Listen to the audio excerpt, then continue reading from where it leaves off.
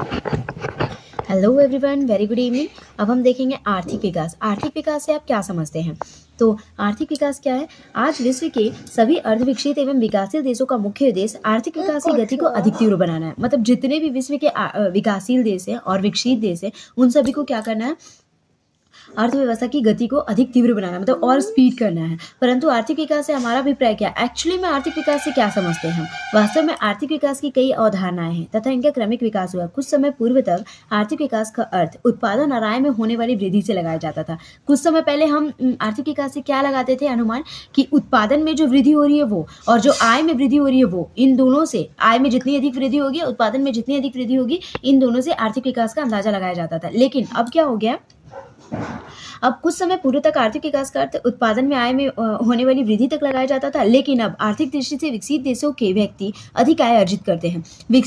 आर्थिक दृष्टि से देखा जाए तो जो विकसित देशों के व्यक्ति हैं वो अधिक आय अर्जित करते हैं। सही बात है, क्योंकि उनका देश मल्टीपल वृद्धि हुई है उसमें, तो उसमें वो अधिक आय ही अर्जित करेंगे।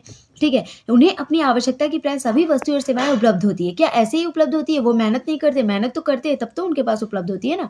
यदि इन देशों में कुछ वस्तुओं का उत्पादन नहीं भी होता तो अपने धन से इनका आयात कर सकते हैं। सही बात है, जब उनकी आय ही अधिक रहेगी, इन देशों में कुछ वस्तुओं का उत्पादन नहीं हो पा रहा, तो वो उनके पास पैसा है, पैसा देंगे और आयात कर लेंगे। ठीक है, तो दूसरे देश से आयात कर सकते हैं। इस विचारधारा के अनुसार आर्थिक विकास का अर्थ देश के प्राकृतिक एवं मानवीय साधनों के कुशल प्रयोग और राष्ट्रीय एवं प्रति व्यक्ति वार्षिक आय में वृद्धि करना है। मतलब देश के जो प्राकृतिक संसाधन है और मानवीय संसाधन। प्राकृतिक संसाधन जो हमने नेचर से प्राप्त हुआ है, मानवीय संसाधन जो हम मानव हैं। ठीक है, तो इन दोनों का कुशल प्रयोग और क्या, राष्ट्रीय और प्रति व्यक्ति वास्तविक आय में वृद्धि भी। इन दोनों का एक तो अच्छा से प्रयोग होना चाहिए और राष्ट्रीय आय में और प्रति व्यक्ति आय में वृद्धि होना चाहिए। राष्ट्रीय आय किसी देश के अंदर एक निश्चित अवधि में उत्पादित समस्त वस्तुओं और सेवाओं का मौद्रिक मूल्य है। राष्ट्रीय आय क्या है? एक देश में किसी निश्चित अवधि में उत्पादित समस्त वस्तुओं और सेवाओं का मौद्रिक मूल्य है। जितनी भी वस्तुएं उत्पादित हो रही है और जितनी भी सेवाएं उत्पादित हो रही है, इन सब के मौद्रिक मूल्य को राष्ट्रीय आय के अंतर्गत एक निश्चित अवधि, मतलब 1 साल में ले सकते हैं, 2 साल में ले सकते हैं, तो एक निश्चित अवधि में इन सब की सेवाओं के मूल्य को शामिल किया जाता है। ठीक है, जिसमें विदेशों से प्राप्त होने वाली आय भी सम्मिलित है। इनमें विदेशों से भी जो आय हमें प्राप्त होती है, जैसे हमारे देश का कोई नागरिक विदेश में रहकर अगर कमा रहा है तो उसकी जो आय है उसको भी सम्मिलित किया जाता है इसमें। ठीक है, देश की कुल राष्ट्रीय आय में कुल जनसंख्या से भाग देने पर जो भागफल आता है, कुल राष्ट्रीय आय में कुल जनसंख्या से जब हम भाग देते हैं तो जो आय प्राप्त होता है, जो भागफल आता है, उसे प्रति व्यक्ति आय कहते हैं। आर्थिक विकास वह प्रक्रिया है जिसमें प्रति व्यक्ति वार्षिक आय में एक लंबी अवधि तक वृद्धि होती रहती है।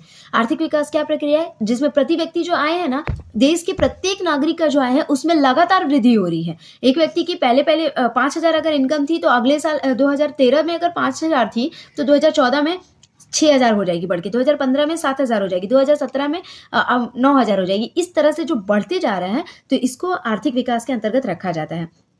अब क्या बोला?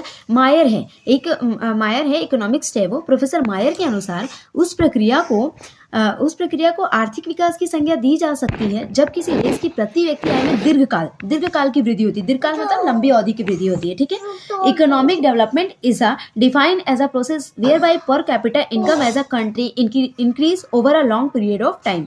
Thank you. अगर वीडियो अच्छी लगी तो प्लीज लाइक और सब्सक्राइब फॉर मोर।